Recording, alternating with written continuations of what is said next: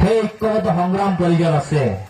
কাৰণ আজি আমি নিজে গৌৰৱ ফিল কৰিছো, যোনদিনাখন চৰাইদেউ জিলাত হয়তো হাপেকেটে নিচিনা টাউনত চাওতালসকলে কোনো এটা আদিবাসী কমিউনিটিও আজি পৰ্যন্ত এটা অনুষ্ঠান পাতিব পৰা নাছিল।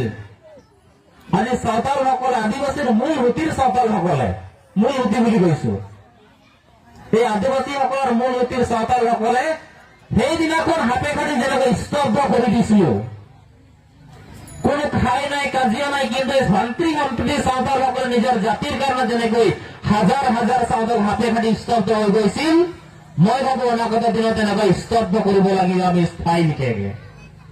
আৰু মই এই সংগ্ৰাম ভাবো আমি গ্ৰাছ লেভেলত আমি সকলো জাগ্ৰত হোৱাৰ প্ৰয়োজনীয়তা আছে, নহলে আমি সকলো হেৰাম। আমাৰ ৰাইজে আজি মাটি কিনিব নোৱাৰে, কেৱল বেচে। কোনোবা কিনিব পাৰিছে? অধিকাংশ মানুহে মাটি বেচে। যিটো আমাৰ অহংকাৰ আছে, মোৰ 25 বিঘা 100 বিঘা মোৰ মাটি আছে, কিহে যায়, নপঢ়িলেও মই বহি বহি খাম। কিন্তু তাই আজি বহিয়ে খাইছে, মানুহ বনাবলৈ ঘৰখনত এটাও মানুহ পৰা নাই।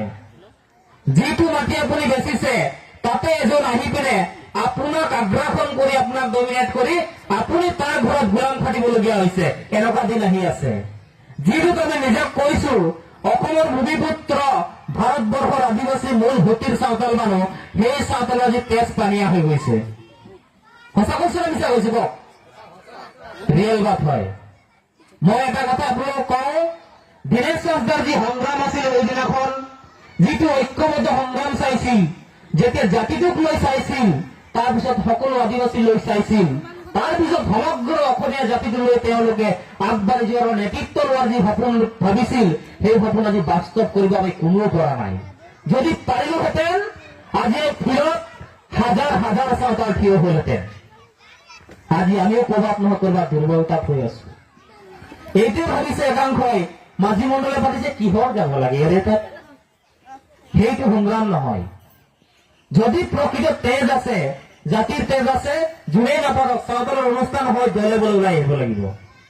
আৰু মই এই মঞ্চতে আপোনালোকক অনুৰোধ জনাইছো, আগন্তুক দিনত 2025 চনৰ 18-19 তাৰিখে চাওতাল ছাত্ৰ সন্থাৰ যিটো অধিৱেশন হ'ব চৰাইদেউ জিলাত, তাত অসমৰ বৃহৎ একটা জনসাধাৰণ গোট খাব লাগিব। তাত ঘৰত যাতে এটাই মানুহ থাকে, লাখ লাখ চাওতাল গৈ বহাগ বগলীয়াত খেলপথাৰত সৃষ্টাব্দ কৰিব লাগিব।